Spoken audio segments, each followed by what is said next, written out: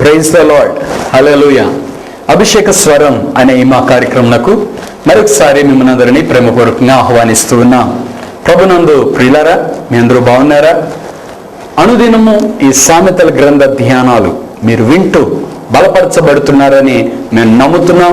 మీ కొరకు ప్రార్థన చేస్తున్నాం. అలాగే మీ అనుదిన ప్రార్థనలో తప్పకుండా మా కొరకు, మా పరిచర్యల కొరకు మీరు ప్రార్థన చేయవలనని మనవి చేయిస్తున్నాం. ఈరోజు సామెతల గ్రంథం 10వ అధ్యాయం 12వ వచనం నుండి కొన్ని విషయాలు మనం ధ్యానం చేసుకుందాం.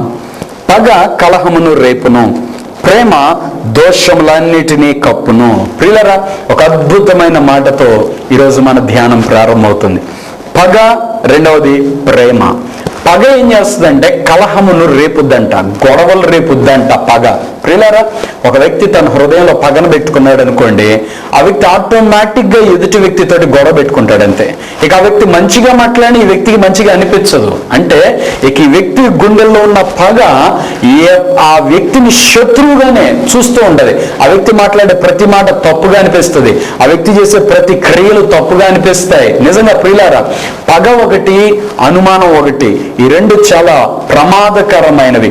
అవి ఏమాత్రం ఆ వ్యక్తికి మేలు చేయవు, పైగా ఖచ్చితంగా ప్రమాదంలో పడేస్తాయి. ప్రియులారా, పగ కలహమును రేపును అంటున్నాడు. అంటే పగ ఉందనుకోండి, గుండెల్లో గొడవలు ఎక్కువ అవుతాయట. ప్రేమ దోషములన్నిటినీ కప్పునంట. గొడవలన్నీ చల్లారాలంటే ఆ దోషములన్నిటినీ కప్పే ఒక మందు కావాలి. అదేంటంటే ప్రేమ అంట. ప్రియులారా, ప్రేమ దోషములన్నిటినీ కప్పేస్తుందట. ఇక ఏ దోషాన్ని జ్ఞాపకం చేసుకోదు, ఏ గొడవలు ప్రేమ పెట్టుకోదు. ప్రియులారా, ప్రేమ అన్నిటినీ క్షమిస్తుందట అండి, అన్నిటినీ నమ్ముతుందట, అన్నిటినీ ఓర్చుకుంటుందట. 1 కొరింథీయులకు రాసిన పత్రిక 13వ అధ్యాయంలో పౌలు భక్తుడు చెప్తున్నమాట. ప్రేమను గురించిన చాలా అద్భుతమైన వివరాలు అక్కడ వ్రాయబడ్డాయి. ప్రియులారా, పగ కలహమును రేపును, ప్రేమ దోషములన్నిటినీ కప్పును. 13వ వచనం, వివేకుని పెదవుల యందు జ్ఞానము కనబడును, బుద్ధిహీనుని వీపునకు బెత్తమే తగును. ప్రియులారా, వివేకవంతుడైన వ్యక్తి మాట్లాడితే అంట జ్ఞానంతో మాట్లాడతా అంట, అతని మాటల్లో కూడా జ్ఞానం కనబడుతుందట. నిజంగా ప్రియులారా, కొంతమంది మాట్లాడే మాటలు చాలా అద్భుతంగా ఉంటాయి. వాళ్ళు మాట్లాడుతుంటే ఇంకా వినాలనిపిస్తూ ఉంటుంది. యేసయ్య నోట అంట దయగల మాటలు ఉండేవట. అవి మాట్లాడుతుంటే వినేవాళ్ళు ఇంకా ఇంకా వినాలి అన్నట్లుగా వినేవారంట. ప్రియులారా, తర్వాత ఇక్కడ చెప్తున్నాడు, బుద్ధిహీనుని వీపునకు బెత్తమే తగును. బుద్ధిహీనుడికి ఏం చేయాలంటే ఇక వాడిని కొడితే తప్ప వాడు మాట్లాడు. వాడి నోటి మాటలు అంత భయంకరంగా ఉంటాయని అర్థం. అలాగే వాడి క్రియలు అంత భయంకరంగా ఉంటాయని అర్థం. ఇంకా వాడి వీపునకి ఏం కావాలంటే బెత్తం కావాలంట. కొడితే కానీ ఇక వాడి మాట వినడనమాట. అది సత్యం. తర్వాత 14వ వచనం, జ్ఞానులు జ్ఞానము సమకూర్చుకొందురు, మూడుల నోరు అప్పుడే నాశనము చేయను. చూసారు, జ్ఞానవంతుల వ్యక్తులు జ్ఞానాన్ని సమకూర్చుకుంటారంట. అంటే ఎదుటి వ్యక్తి చెప్పేదాన్ని జాగ్రత్తగా వింటారట, విని దానిలో మేలుని తీసుకుంటారట, దానిలో జ్ఞానాన్ని తీసుకుంటారట జ్ఞానులు. అదే ఈ మూడులు ఏం చేస్తారంటే వీళ్ళు నోరు ఇక అప్పుడే నాశనం చేస్తుందండి. అంటే ఒక మంచి మాట ఎవరైనా చెప్పడం ప్రారంభించారనుకో, మాకు తెలుసులే అంటారు అనుకో, ఇంకేం చెప్తారండి చెప్పండి. లేదంటే నాకు తెలుసులే అన్ని, లేదంటే నువ్వేం చెప్పొద్దు అని, నేను వినను అని, ఇలాంటి పదాలు అన్నారు అనుకోండి, ఇంకేమన్నా చెప్తారా ఎదుటి వ్యక్తులు? ఆ వ్యక్తికి ఒకవేళ మంచి వార్త చెప్పాలన్నా కూడా చెప్పరు కదండి. ప్రియులారా, తొందరపడి మాట్లాడటం అది మూర్ఖత్వం. అది చాలా నష్టం అన్నమాట. అప్పుడే అక్కడ నష్టాన్ని కలిగిస్తుంది. ఒక మాట చెప్తున్నాను, జీవ మరణములు నాలుక వశం. మీరు మంచి మాటలు మాట్లాడితే జీవం, మీరు చెడ్డ మాటలు మాట్లాడితే మరణం. కాబట్టి మన నోటి మాటలు నాశనం చేసేవిగా ఉండకూడదు, కట్టేవిగా ఉండాలి, ప్రేమ గలవిగా ఉండాలి, దయగలవిగా ఉండాలి. అలా మనం మాట్లాడటం ప్రారంభిస్తే నిజంగా మన జీవితం చాలా ఆశీర్వదించబడుతుందండి. 15వ వచనం, ధనవంతుని ఆస్తి వానికి ఆశ్రయపట్టణము, దరిద్రుని పేదరికము వానికి నాశనకరము. ప్రియులారా, ఒక ధనవంతుడికి ఆస్తి ఉందనుకో, అది వానికి ఆశ్రయపట్టణము అని చెప్తున్నాడు సొలొమోను. అంటే ధనం మనల్ని రక్షించేదిగా ఉండాలి, కానీ ధనమును రక్షించేవారుగా మనం ఉండకూడదు. ఈరోజు అంతా ఓట అయిపోతుంది. ఆస్తులు కాపాడుకోవటానికి మనుషులు తమ ప్రాణాలను కూడా ఇచ్చేస్తున్నారు. ధనాన్ని రక్షించడానికి వీళ్ళు తమ ప్రాణాన్ని కూడా ఇచ్చేస్తున్నారు. అంటే మనకి ధనం కాపలా అయిందా, ధనానికి మనం కాపలా అయ్యామా? ప్రియులారా, ఇక ధనవంతునికి వాని ఆస్తి ఆశ్రయ పట్టణము అంటున్నాడు. అంటే డబ్బు నిన్ను కాపాడాలి, అంతేగాని నువ్వు డబ్బుని కాపాడే పని చేయకూడదు. అది మీరు ఎప్పటికీ చేయలేరు. బైబిల్లో రాయబడుతుంది, ఎవరైనా ఆ డబ్బుని దాచిపెట్టుకుందాం కాపాడుకుందాం అని కానీ ప్రయత్నం చేస్తానంట, వెంటనే ఆ డబ్బుకి రెక్కలు వస్తాయట, ఇక అది ఎగిరిపోతుందట, ఉన్న పళ్ళంగా మొత్తం పోతుందట. అందుకే ధనమును మనం కాపాడలేము అనే సత్యం మనం జ్ఞాపకం చేసుకోవాలి. తర్వాత అన్నాడు, దరిద్రుని పేదరికం వానికి నాశనకరం. పేదరికం అది నాశనాన్ని తీసుకొస్తా ఉంటుందట. అందుకే మన జీవితంలో పేదరికం ఉండకూడదు. దేవుడు మనల్ని సమృద్ధి కలిగిన వారిగా చేస్తాడు, మన అవసరతలన్నీ తీరుస్తాడు. అనుదిన ఆహారము అన్నాడు, లేమి కలగదు అన్నాడు. యెహోవా నా కాపరి, నాకు లేమి కలగదు అన్నాడు. యేసయ్య నేర్పిన ప్రార్థనలో ఉంది, దేవా మా అనుదిన ఆహారము నేడు మాకు దయచేయము. అంటే ఈ రోజు నీకేం కావాలో దేవుడు ఇవ్వాలి, అంతేగాని లేని స్థితి, లేమిడి అది చాలా నాశనం. ప్రియులారా, నిజంగా మీరు గమనించండి, దేవుడు తన బిడ్డలను ఎప్పుడైనా లేని స్థితిలో పెట్టారా? ఎప్పుడు పెట్టడు ప్రియులారా. దేవుడు తప్పనిసరిగా మనకు అన్ని ఇచ్చే దేవుడు. అయితే ఒకవేళ దేవునికి దూరం అయ్యాడు అనుకోండి ఈ వ్యక్తి, అప్పుడు ఆ వ్యక్తి జీవితం అంతా లేని స్థితే కదండి. అందుకే దేవుని వాక్యం చెప్తుంది, ధనవంతుని పేదరికం వానికి నాశనకరం అంట. 16వ వచనం, నీతిమంతుని కష్టార్జితము జీవదాయకము, భక్తిహీనునికి కలుగు వచ్చుబడి పాపము పుట్టించును. నీతిమంతుడికి వారి కష్టార్జితంగానే డబ్బులు చేతికి వచ్చినాయి అనుకోండి, అది జీవదాయకం అంట. అంటే తను ఒక మంచి విషయాల్లో వాడుకుంటాడు, తనకి తన కుటుంబానికి మేలుకరంగా వాడుకుంటాడు. అంతేగాని దాని ద్వారా చెడ్డ అలవాట్లు తెచ్చుకొని జీవితాన్ని నాశనం చేసుకోడు నీతిమంతుడు. నీతిమంతుడు అంటే ఎవరంటే యేసు రక్తంలో కడగబడిన వ్యక్తి మాత్రమే నీతిమంతుడు. దేవుని వాక్యానుసారంగా నడిచే వ్యక్తి మాత్రమే నీతిమంతుడు. అటువంటి నీతిమంతుడి కష్టార్జితం జీవదాయకం అంట. అది జీవాన్ని తెచ్చేదిగా ఉంటుంది. ఇంకా చెప్పాలంటే దేవుని పిల్లలు వారి కష్టార్జితాన్ని ఎలా వాడాలంటే దేవుని పని కొరకు వాడాలి, అలాగే వారి క్షేమము కొరకు వాడాలి. అయితే ఒక మాట చెప్తున్నాను, మీ ధనము విషయంలో కూడా మీరు దేవుని సన్నిధిలో ప్రార్థన చేయటం నేర్చుకోండి. మీ కష్టార్జితం అంతా ఇంటికి వచ్చినప్పుడు మీరు తీయవలసిన దశం భాగాన్ని తీసేసి మిగిలిన 90 భాగాన్ని అలా పట్టుకొని, ప్రభువా ఈ ధనం నువ్వు నాకు ఇచ్చావు, దీన్ని ఎలా వాడాలో నాకు జ్ఞానం దయచేయి ప్రభువా అని కానీ మీరు ప్రార్థన చేసుకుంటే నిజంగా మీ ధనం, మీ కష్టార్జితం ఆశీర్వదించబడుతుంది ప్రియులారా. తర్వాత భక్తిహీనునికి ఒకవేళ అలా వచ్చిందనుకోండి, ఆస్తి నమ్మిన డబ్బులే వచ్చినా, లేక ఒక్కసారి ఏదైనా డబ్బులే వచ్చినా, కష్టార్జితమైన డబ్బే చేతికి వచ్చినా వాడికి ఏం పుట్టేస్తుందంటే పాపం పుట్టేస్తుందట.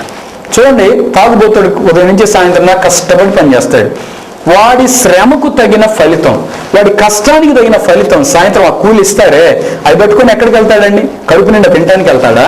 తన శరీరం బలపరుచుకోవడానికి వెళ్తాడా? లేక తన కుటుంబానికి ఏమన్నా క్షేమకరమైన కొడుకు వెళ్తాడా? లేదు. వెంటనే తీసుకెళ్ళి ఎవరో ఒక వ్యక్తి చేతిలో పెట్టేస్తాడు. ఆ వ్యక్తి ఇచ్చే యాసిడ్ తాగుతాడు. త్రాగుడు యాసిడ్ తాగటమే, అందుకే వాళ్ళ లివర్లన్నీ పాడైపోతాయి. యాసిడ్ తాగటానికి ఆ ఉదయం నుంచి నువ్వు కష్టపడ్డావు, యాసిడ్ తాగటానికి ఆ ఉదయం నుంచి నువ్వు అంతా శ్రమ పడింది, చెమట వచ్చింది, నీ ఒళ్ళంతా నలగొట్టుకుంది, రెక్కలు మొక్కలు చేసుకుంది, యాసిడ్ తాగటానికే. ఇంట్లో ఉన్న ఫినాయిల్ తాగకూడదా? దాని బదులు ఇంట్లో ఉన్న యాసిడ్, లీటర్లు గడిగే యాసిడ్ ఉంటుంది, అది తాగకూడదా? లేదు ప్రియులారా, ఎంత అజ్ఞానం, ఎంత మూర్ఖత్వం. అందుకే భక్తిహీనునికి వచ్చుబడి వస్తే అది పాపం పుట్టేస్తుందట. చూడండి, వాళ్ళు శ్రమ పడ్డామని, నా కష్టార్జితం అనేది, నా చెమట గార్చి నేను సంపాదించాను, ఆ జ్ఞానం వాడుకున్నదు ఒక్క నిమిషంలో పోగొట్టుకుంటాడు డబ్బు మొత్తం. కొంతమంది ఆ డబ్బులు పట్టుకొని పేకాట క్లబ్బులకి వెళ్ళిపోతారు, జూదం ఆడతారు. పేకాట ఆడాలా? పేకాట నాశనాన్ని తెస్తుంది ప్రియులారా, జాగ్రత్త. పేకాడే వ్యక్తుల కుటుంబాల్లో దరిద్రత ఏలుబడి చేస్తూ ఉంటుంది, త్రాగుబోతుల ఇళ్లలో దరిద్రత ఏలుబడి చేస్తూ ఉంటుంది, వ్యభిచారుల ఇళ్లలో దరిద్రత ఏలుబడి చేస్తూ ఉంటుంది. కారణం ఏంటి అంటే అక్కడ దేవుని ఆశీర్వాదం లేదు, పాపం ఉంది. పాపం ఉన్న చోట దేవుని ఆశీర్వాదం ఎలా ఉంటుంది? అందుకే ప్రియులారా, భక్తిహీనుడికి డబ్బు వస్తే పాపం పెరుగుద్దట. అక్రమ సంబంధాలకు వెళ్ళేవారు, వేశ్యలకి వెళ్ళేవాళ్ళు వాళ్ళ కష్టార్జితం నాశనం చేసుకుంటున్నారు. ఆఖరికి రోగాల బారిన పడి వాళ్ళ ఆయుష్ ముగియక మునిపే అర్ధాంతరంగా చచ్చిపోయే పరిస్థితి. ఆ పరిస్థితి నీకు అవసరమా? నిజంగా అప్పుడు ఏడుస్తారు, అయ్యో నేను బతికితే బాగుండు, దేవుడు అంటే ఉంటే నన్ను బతికించమను అంటాడు. దేవుడు అంటూ ఉంటే నేను పాపం చేస్తాను చేయమని దేవుడు చెప్పాడు. నిన్ను పాపం చేయమని దేవుడు చెప్పలేదుగా. మరి దేవుడు అంటూ ఉంటే అని నువ్వు పాపం చేసేటప్పుడు ఎందుకు అనలా? రోగం వచ్చినప్పుడు ఎందుకు అంటున్నావు?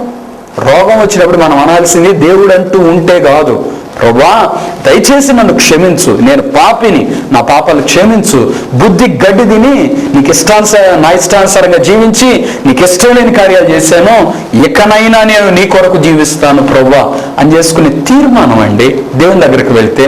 అది పశ్చాత్తాపం. అలా ప్రార్థన చేసుకుంటే దేవుడు కనికరించవచ్చు. ఎంతోమంది HIV రోగుల్ని ఆ రోగాన్ని మొత్తాన్ని తీసేశాడు, క్యాన్సర్ గడ్డలు తొలగిపోయినాయి, ఎన్నో వ్యాధులు తొలగిపోయినాయి, దేవుడు ఎన్నో కార్యాలు చేశాడు. కొంతమంది గర్విష్ఠులు అండి, దేవునికి హృదయంలో స్థానం ఎవరు, చచ్చిపోతున్నా ఎవరు. మరి నిజంగా అది ఎంత గర్వం. కొంతమంది నిజంగా చచ్చిపోవడానికైనా రెడీ అయిపోతారంట. కొద్దిసేపు తల వంచి కళ్ళు మూసుకొని నీ మనస్సు వంచి దేవుని సన్నిధిలో ఎందుకు ప్రార్థన చేయకూడదు? ఒకవేళ చచ్చిపోతే అయిపోయింది అనుకుంటున్నావు జీవితం? లేదు లేదు, నేను దయ్యాలు పట్టుకుంటాయి నరకంలో, జాగ్రత్త, నరకానికి తీసుకుని వెళ్ళిపోతాయి. అక్కడ అగ్ని ఆరదు, ఆత్మ చావదు. భూలోకంలో నువ్వు జీవించిన ఈ చెడు ప్రవర్తనకు అందరికి తగిన ఫలితం అక్కడ నరకంలో అప్పగిస్తాయి దయ్యాలు. భయంకరమైన పురుగులు పిక్కొని ఉంటాయి మనిషిని. తాగుబోతులందరూ నిత్య నరకంలో డైలీ యాసిడ్ తాగాలంట. యాసిడ్ ఏరు మీద పడితే ఎన్ని కేకలేస్తాం, ఎంత నొప్పి, ఎంత బాధ. ఇక వీళ్ళ ఏడుపు వర్ణనాతీతం అంతే. నిత్య నరకం భయంకరమైంది ప్రియులారా. దాన్ని నుండి తప్పించాలని దేవుడే శరీరధారిగా వచ్చి రక్తమంతా కాచి మన పాపాలు క్షమిస్తున్నాడంటే అంత చులకమైనది కాదండి. కొంతమంది అలా మాట్లాడుతుంటారు, భక్తిహీనుడి చేతికి డబ్బు రాకూడదు, అందుకే డబ్బు లేకుండా క్షేమం. ఇంకా చెప్పాలంటే మన అనుదిన అవసరాలు తీర్చబడుతూ ఉంటే అది మనకి చాలా క్షేమం ప్రియులారా. అంతవరకు మేలు, మిగిలినవన్నీ మనకు అనవసరం అండి. తర్వాత చదువుదాం 17వ వచనం. ఉపదేశం అంగీకరించు వాడు జీవ మార్గంలో ఉన్నాడు, గద్దింపునకు లోబడని వాడు త్రోవ తప్పును. ఉపదేశమును అంగీకరించువాడు. ప్రియులారా ఒక మాట చెప్తున్నాను, దేవుని వాక్యం మీతో మాట్లాడుతుందా సూటిగా? లోబడు, అది నీకు ఆశీర్వాదం. నువ్వు లోబడకపోతే నువ్వు నాశనాన్ని చూస్తావు, ఖచ్చితంగా ఎక్కడో దెబ్బతింటావు, దాంట్లో ఎటువంటి అనుమానం లేదు. ఉపదేశం అంగీకరించేవాడు జీవ మార్గంలో ఉన్నాడట. ఈ వాక్యం చెప్పే మార్గం ఏంటంటే జీవ మార్గంలో నడుపుమని, దేవుని మార్గంలో నడవమని, దేవునికి ఇష్టమైన జీవితం జీవించమని. ఉపదేశం అంగీకరించేవాడు జీవ మార్గంలో ఉన్నాడట. ప్రియులారా, యవన ప్రాయంలో చాలా మంది బిడ్డలు మారు మనసు పొంది ప్రభు చేతికి తమ జీవితాలు అప్పగించుకొని సేవ చేయటానికి గల కారణం ఏంటో తెలుసా? వాళ్ళకి ఏ పని పాట లేక కాదు, ఉద్యోగాలు చేయలేక కాదు. ఎంతో మంది ఉద్యోగాలు వదిలిపెట్టుకుని సేవకు వచ్చిన వాళ్ళు ఉన్నారు. నా 19వ ఏట ప్రభు నాతో మాట్లాడితే నేను సేవ చేస్తున్నాను. 19వ సంవత్సరం నుండి ఈ సువార్తను ప్రకటిస్తున్నాను. కారణం ఇది జీవ మార్గం. నేనేం చదువు సంధ్యాలు లేక రాలా సేవకి, సివిల్ ఇంజనీరింగ్ చదివాను నేను. దేవుని పిలుపుని బట్టి సేవకు వచ్చాను. నాలా ఎంతో మంది యవనస్తులు ప్రియుల అతి చిన్న వయస్సు నుండి సేవ చేస్తున్న దైవజనులు చాలా మంది ఉన్నారు. మరి వాళ్ళందరూ ఎందుకు అలాగ త్యాగం చేస్తున్నారు వాళ్ళ జీవితాన్ని? ఎందుకు సేవలు అలా కరిగిపోతున్నారు? ఎందుకంత శ్రమపడి ఈ సువార్తను ప్రకటిస్తున్నారు? కారణం జీవ మార్గం ఉంది, అది మీకు తెలియట్లా, మీకు తెలియపరచాలనే ఈ సువార్తను మీకు ప్రకటిస్తూ ఉన్నాం ప్రియులారా. ఉపదేశం అంగీకరించువాడు జీవ మార్గంలో ఉన్నాడు, గద్దింపునకు లోబడని వాడు త్రోవ తప్పుతాడట. ఏ త్రోవ తప్పుతాడో తెలుసా? పరలోకానికి వెళ్ళే దారి తప్పిపోతాడు. దారి తప్పితే ఎక్కడ పోతావు? నిత్య నరకాగ్నికి వెళ్ళిపోతావు. జీవ మార్గంలో తొలగిపోతే ఎక్కడికి వెళ్తావు? నిత్య మరణం, నిత్య నరకాగ్నిలోకి వెళ్ళిపోతారు. మానవుని జీవితంలో రెండే అండి, ఒకటి జీవ మార్గం, రెండోది నరక మార్గం. జీవము అంటే అది నిత్య జీవం లభించి పరలోక రాజ్యంలో నిత్య జీవాన్ని అనుభవించే స్థలం. అది పరలోకమా నరకమా? రెండే రెండు. ఒకసారి మిమ్మల్ని మీరు ప్రశ్నించుకోండి, మీరు ఇప్పుడు జీవిస్తున్న ఈ జీవితాన్ని బట్టి ప్రభు మిమ్మల్ని పరలోకంలో చేర్చుకోగలరా? లేక ప్రభు కానీ మిమ్మల్ని చేర్చుకోలేకపోతే మీరు నిత్య నరకాగ్నికి వెళ్ళిపోతారు. ఇక అక్కడ మిమ్మల్ని రక్షించే వాళ్ళు కూడా ఎవరు ఉండరండి. అందుకే ప్రియులారా, సమయం ఉండగానే మారు మనసు పొందాలని దేవుని వాక్యం చెప్తుంది. 18వ వచనం. అంతరంగమున పగ ఉంచుకునేవాడు అబద్ధికుడు, కొండెము ప్రచురం చేయవాడు బుద్ధిహీనుడు. నిజంగా కొంతమంది చూడండి, అంతరంగంలో పగను పెట్టుకుంటారట. ఆ పగ పెట్టుకున్న వ్యక్తి ఎవరంటే అబద్ధికుడట. అంటే ఈ వ్యక్తి బయటికి మంచిగా ప్రేమగా మాట్లాడతాడు, కానీ హృదయంలో పగ ఉంది. నిజంగా అట్లాంటి వాళ్ళని కనిపెట్టండి, ప్రార్థన చేయండి అటువంటి వారి కోసం. ప్రియులరా, అంతరంగంలో పగని ఏ వ్యక్తి పెట్టుకోకూడదు. పెట్టుకున్నాడు అనుకో సమయం చూసి కాటేస్తాడనమాట. అటువంటి వాళ్ళు పాములు అంటాడు, చాలా డేంజర్ పర్సన్స్ వాళ్ళు. అంతరంగంలో పగ పెట్టుకునేవాడు వాడు అబద్ధికుడు. వాడు ఏమాత్రం మీ మేలు కోరడు, అవకాశం దొరికిందంటే నాశనం చేయడానికి చూస్తాడు. కాబట్టి అటువంటి వ్యక్తులను మీరు దూరంగా పెట్టడం చాలా మీకు మేలు అని తెలియజేస్తున్నాను. తర్వాత కొండెము ప్రచురం చేయవాడు బుద్ధిహీనుడు. కొండెము అంటే అబద్ధం, అబద్ధాన్ని ప్రచురం చేయటం ఏంటి అసలు? అందుకే ప్రియులారా, ఎవరైనా మీకు ఏదైనా చెప్తే వెంటనే నమ్మద్దు. నీ కళ్ళతో నువ్వు చూస్తే తప్ప నమ్మద్దు, నీ చెవులతో నువ్వు వింటే తప్ప నమ్మద్దు. కొన్నిసార్లు మన కళ్ళతో మనం చూసినది కూడా సత్యము కాకపోవచ్చు, మనం విన్నవి అవి సత్యం కాకపోవచ్చు. అందుకే సంగతిని పూర్తిగా తెలుసుకోనకుండా మాట్లాడొద్దు అంటాడు. వీళ్ళు చూడండి, అబద్ధాలు ప్రచురం చేస్తారంట జనుల మీద. నిజంగా ప్రియులారా, ఇదంతా ప్రమాదం. కొండెము ప్రచురం చేయవాడు ఎవరంటే బుద్ధిహీనుడు అంట. బుద్ధి లేనోడు అబద్ధాలు చెప్పేది. బుద్ధినోడు ఎవడు అబద్ధాలు చెప్పడు కదండి. బుద్ధి లేనోడు అబద్ధాలు చెప్పేది, లేనిపోయి నిందలు చెప్పేది, మంచి వాళ్ళ మీద చెడ్డగా మాట్లాడేది, పరిశుద్ధుల మీద అభాండాలు వేసేది ఎవరు? బుద్ధిహీనులు, బుద్ధి లేనివాడు. ఇటువంటి వారందరికీ నిత్య నరకమే గతి. తర్వాత చెప్తున్నాడు 19వ వచనం, విస్తారమైన మాటల్లో దోషముండక మానదు, తన పెదవులను మూసుకునేవాడు బుద్ధిమంతుడు. కొంతమంది చూడండి, ఊరికే మాట్లాడుతుంటారు, ఏదో ఒకటి చెప్పాలి అంతే.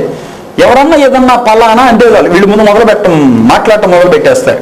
వీళ్ళ ఆశ ఏంటంటే నేను ఏదో ఒకటి చెప్పాలా, నేనేంటో చూపించుకోవాలేడా, ప్రజలందరూ నన్ను మెచ్చుకోవాలి.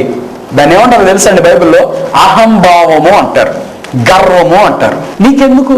విస్తారమైన మాటలు వద్దని దేవుని వాక్యం చెప్తుంది. ప్రియులారా, ఊరికే మనం తొందరపడి మాట్లాడకూడదు. ప్రతి ఒక్క వ్యక్తి ఎదుట ఊరికే ఎందుకు మాట్లాడాలి? అసలు ఒక మాట చెప్తున్నా, ఆత్మ సంబంధమైన వ్యక్తులైతే తక్కువగా మాట్లాడాలంట.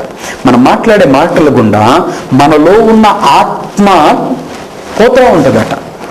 ఆత్మ సన్నిధి అలా వెళుతూ ఉంటుంది. ఎక్కువగా మాట్లాడే వాళ్ళు చూడండి, ప్రార్థనాత్మ ఉండదండి. దేవుని ఆత్మ వాళ్ళు నివసించలేరు. దేవుడు అలా ఎక్కువగా మాట్లాడతాడా? లేదండి. ఆయన దేవునితో మాట్లాడతాడు. మనుషులతో ఎక్కువగా మాట్లాడేవాడంట ఎక్కువ ప్రార్థన చేయలేడట. దేవునితో తక్కువగా మాట్లాడతాడట.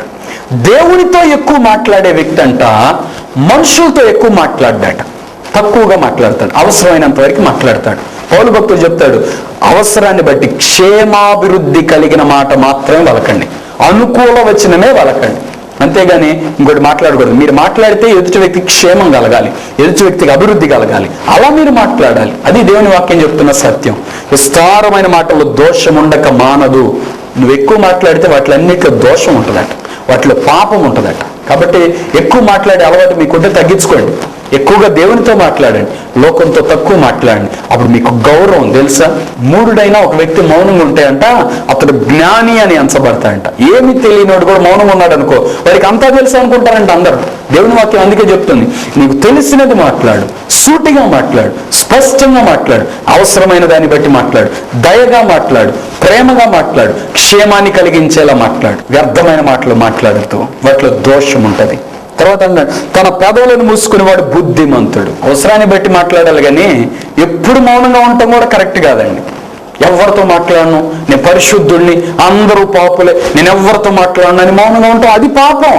ద్వేషిస్తున్నావు ఇప్పుడు నువ్వు ఇతరులని, నేరస్తులుగా చూస్తున్నావు ఇతరులను, అది పాపమే. మనం మాట్లాడాలి, పలకరించాలి, కానీ లిమిట్లో ఉండాలి, అవసరాన్ని బట్టి మాట్లాడాలి. 20వ వచనం, నీతిమంతుని నాలుక ప్రశస్తమైన వెండి వంటిది, భక్తిహీనుల ఆలోచన పనికి మాలినది. చూసారా, నీతిమంతుల నాలుక ఎలా ఉంటుందో చెప్తున్నాడు, ప్రశస్తమైన వెండి వంటిదట. వాళ్ళు మాట్లాడితే ఎలా ఉంటుందంటే ఇంకా వినాలనిపిస్తుంది. ప్రియులారా, మన మాటలు అలా ఉండాలి. మనం అందుకే మనం మాట్లాడేటప్పుడు దేవుని గురించి ఎక్కువ మాట్లాడాలట, మన గురించి చాలా తక్కువ మాట్లాడాలట. కానీ ఈ రోజుల్లో మన గురించి మాట్లాడటం ఎక్కువైపోయింది, దేవుని గురించి మాట్లాడటం చాలా తగ్గిపోయింది. అది చాలా తప్పు ప్రియులారా.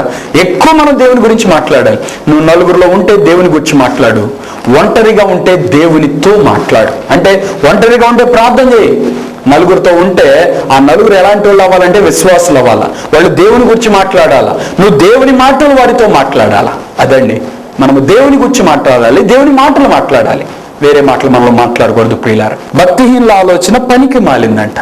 భక్తిహీనులు అంటే భక్తులను దిగజారిన వాడు, ప్రార్థనలో తగ్గిపోయినాడు. వీళ్ళ ఆలోచన ఎలాంటిదంటే అబ్బో అసలు చీ అనిపిస్తుంది. అలా ఉంటాయి వాళ్ళ ఆలోచనలు. నిజంగా కొంతమంది చెప్పే ఆలోచనలు అంత నీచంగా ఉంటాయండి. 21వ వచనం, నీతిమంతుని పెదవులు అనేకులకు ఉపదేశించును, బుద్ధి లేకపోవట చేత మూఢులు చనిపోదురు. నీతిమంతుని పెదవులు అనేక మందికి ఉపదేశిస్తాయట. ప్రియులారా, మీ జీవితంలో యేసుక్రీస్తు ప్రభు గురించి బోధించడం ప్రారంభించండి, యేసయ్యను గురించి మాట్లాడటం ప్రారంభించండి, వీలైనంత ఎక్కువ మందితో మాట్లాడండి. ఆయన నీ కొరకు ప్రాణం పెట్టిన రక్షకుడు, ఆయన నీ కోసం పరలోకాన్ని సిద్ధం చేస్తున్నాడు. నువ్వు చచ్చిపోతే నరకానికి పోతావు, నువ్వు పాపివి. కాబట్టి దయచేసి ప్రభు నమ్ముకో. తప్పనిసరిగా చెప్పాలండి మనం. నిజమే ప్రియులారా, ప్రతి మానవుడు పాపి, ఏ భేదము లేదు. అందరూ పాపం చేసి దేవుడు అనుగ్రహించి మహిమను పొందలేకపోతున్నారు అని దేవుని వాక్యం చెప్తుంది. ఆఖరికి ఈ పాపంలో ఉన్న మానవుడు అలాగే చనిపోతే ఎక్కడ పోతాడంటే నరకానికి వెళ్ళిపోతాడు. అందువల్ల నీతిమంతుని పెదవులు ఏం చేస్తాయంటే ఆ స్వార్థ చెప్పకుండా ఉండలేవు, అనేకులకు ఉపదేశిస్తాయంట. రక్షించబడిన ఒక వ్యక్తి ఇతరులకు రక్షణ గురించి చెప్పకుండా ఉండలేడు. ఇర్మియా అంటాడు, నాకెందుకయ్యా బాబు నేను మౌనంగా ఉంటాను, నేను చెప్తే వీళ్ళు వినరు, తిరస్కరిస్తారు, నేను మౌనంగా ఉంటాను అని ఇర్మియా అంటే ఇర్మియా ఎముకల్లో నుండి మండుతుందంటాడు. ఆగట్లా ఆత్మ ప్రవాహం. గతించిన కాలంలో ఆర్థికంగా కొన్ని ఇబ్బందులు వచ్చినప్పుడు నేను కూడా అనుకున్నాను, ఈ టీవీ పరిచర్య ఇక నేను చేయను, నేను ఆపేస్తాను, నాకెందుకు ఈ మెంటల్ టెన్షన్, నాకెందుకు ఈ అప్పులు, ఈ బాధ, డబ్బులు సరైన టైంకి నేను కట్టలేకపోతున్నాను, నాకెందుకు ఇది అనుకున్నాను నేను. కానీ మా సంఘంలో మీటింగ్లు అయిపోయినాయి, ఇంకా వెంటనే నా గుండెల్లో మండటం ప్రారంభించింది. ఎంత భారం అంటే ఇక తట్టుకోలేక డబ్బులు వడ్డీకి తీసుకొచ్చి మరి ఈ టీవీ పరిచర్య ప్రారంభించాను. అట్లా ఉంటుంది ప్రియులారా, ఆత్మల పట్ల భారం మనల్ని అలా నడిపిస్తుంది. అవునండి, దేవుని సువార్త ప్రకటించకుండా నీతిమంతుడు ఉండలేడు. ఒక వ్యక్తి రక్షించబడ్డాడు అంటే అసలు అర్థం ఏంటో తెలుసా? ఆ వ్యక్తి నరకం నుండి బయటకు వచ్చాడంటే అర్థం ఏంటో తెలుసా? తన తోటి వారికి సువార్త చెప్పకుండా ఉండలేడు. తన ఎదుటి కళ్ళ ఎదుటి ఒక వ్యక్తి పాపం చేస్తా జీవిస్తుంటే ఆ వ్యక్తికి సువార్త చెప్పకుండా ఈ వ్యక్తి ఉండలేడు. ఖచ్చితంగా ఆ వ్యక్తికి సువార్త చెప్పాలి. ఎలాగైనా ఆ వ్యక్తిని ప్రభు ఎదుకు నడిపించాలి. ఇదండి భారం. కాబట్టి ప్రియులారా, మరి మీరు సువార్త ప్రకటించే అనుభవం మీకుందా? రక్షణ గురించి ప్రకటించే అనుభవం ఉందా? యేసుని గురించి ప్రకటించే అనుభవం ఉందా? వాటిని మీరు సంపాదించుకోమని నేను మనవి చేస్తూ ఉన్నాను.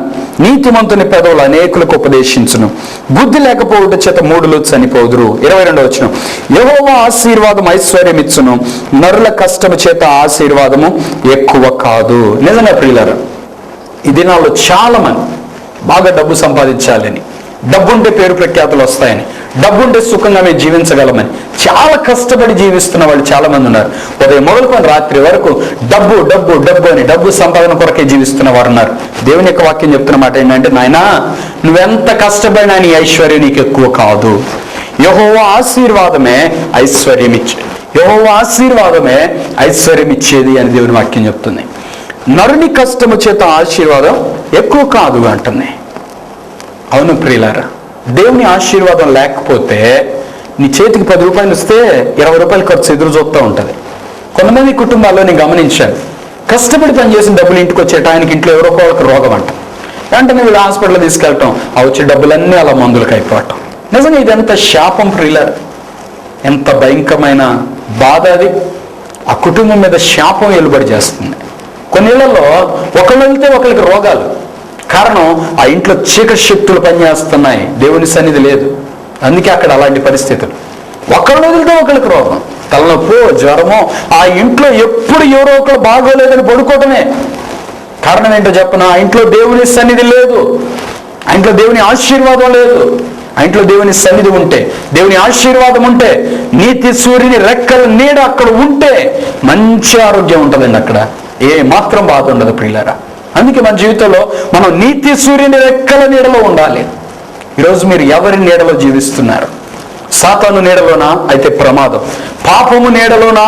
అయితే ప్రమాదం ఇంకా త్వరగా మిమ్మల్ని పట్టుకోబోతుంది. నిత్య నరకాగ్ని అనే ప్రమాదం, పెను ప్రమాదం మీ మీదకి రాబోతుంది, ఒక సునామీ లాగా. అందుకే ప్రియులారా, త్వరగా మారు మనసు పొందాలి. ఇప్పుడే మిక్కిలే అనుకూల సమయం, ఇదే రక్షణ దినం అని దేవుని యొక్క వాక్యం చెప్తుంది. యెహోవా ఆశీర్వాదం మీకు ఐశ్వర్యం ఇస్తుంది. ప్రియులారా, దిగులు పడద్దు. దేవుని మీద భయభక్తులు కలిగి జీవించండి, ప్రభువుకు నమ్మకస్తులుగా జీవించండి. మీ ప్రతి అవసరతలు దేవుడు తీరుస్తాడు. తప్పనిసరిగా మిమ్మల్ని ఆశీర్వదిస్తాడు. దేవుడు మిమ్మల్ని ఉన్నతమైన ఆత్మీయ అనుభవాల్లో నడిపిస్తాడు. యెహోవా ఆశీర్వాదం ఐశ్వర్యం ఇచ్చును, నరుల కష్టము చేత ఆశీర్వాదం ఎక్కువ కాదు. చెడు పనులు చేయుట బుద్ధిహీనునికి ఆటగా ఉన్నది, వివేకికి జ్ఞాన పరిశ్రమ చేయుట అట్టిదే. చూడండి, చెడ్డ పనులు చేయటం కొంతమందికి అంట ఆట అంట. బుద్ధిహీనులు చెడ్డ పనులు చేయటం ఆట అంట వాళ్ళకి. అయ్యో శాపం నన్ను వెలుబడి చేస్తుందని కాకుండా ఇంకా చెడు పనులు చేస్తుంటారంట. ఆ ఇంట్లో ఆశీర్వాదం ఉంటుందా ప్రియులారా? ఏ వ్యక్తి అయితే మారు మనసు పొంది ప్రభు కొరకు నమ్మకంగా జీవిస్తాడో ఆ ఇంట్లో ఆశీర్వాదం ఉంటుందండి. తర్వాత చెప్తున్నాడు, వివేకికి జ్ఞాన పరిశ్రమ చేయుట అట్టిదే. మారు మనసు పొందిన వాళ్ళు దేవుని వాక్యానికి లోబట్టడానికి. ఎప్పుడు దేవుని వాక్యం విందామా, ఎప్పుడు పాటలు పాడుకుందామా, ఎప్పుడు ప్రార్థన చేసుకుందామని అటువంటి ఆత్మ సంబంధమైన ఆశలు కలిగి ఉంటాయి. వాళ్ళకి జ్ఞాన పరిశ్రమ అంటున్నాడు. దేవుని జ్ఞానంతో నింపబడటం, దేవుని ఆత్మతో నింపబడటం, సంపాదించుకోవటం నిత్యమైన స్వాస్థ్యం. అది వాళ్ళకి అలాంటిదట. బుద్ధిహీనుడికేమో చెడ్డ పనులు చేయటం అలవాటు, జ్ఞానవంతుడికేమో జ్ఞాన పరిశ్రమ చేయటం అట్టిదట. వివేకికి జ్ఞాన పరిశ్రమ చేయటం అట్టిదే. ప్రియులారా, మరి మీరు దేవుని వాక్యం వింటంలో ఆనందిస్తారా?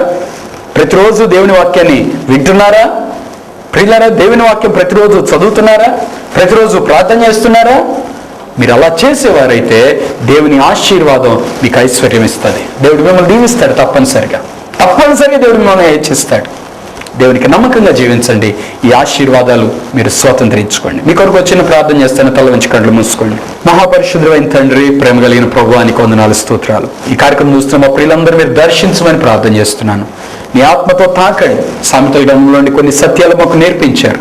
పగ కలహమును రేపునని, ప్రేమ దోషములన్నింటినీ కప్పునని, ఆ ప్రేమ కలిగి జీవించే కృప మాకు దయచేయండి తండ్రి. బుద్ధిహీనులుగా ఉండద్దు, జ్ఞానవంతులుగా ఉండమన్నావు. అలాగే విస్తారమైన మాటలో దోషం ఉంటుంది అన్నావు. విస్తారంగా మాట్లాడే ఆ స్వభావం నుండి విడుదల పొందడానికి సహాయం చేయండి. అలాగే నీ ఆశీర్వాదమే ఐశ్వర్యం ఇచ్చేదన్నావు. మేము కష్టపడితే అది ఎక్కువ కాదన్నావు తండ్రి.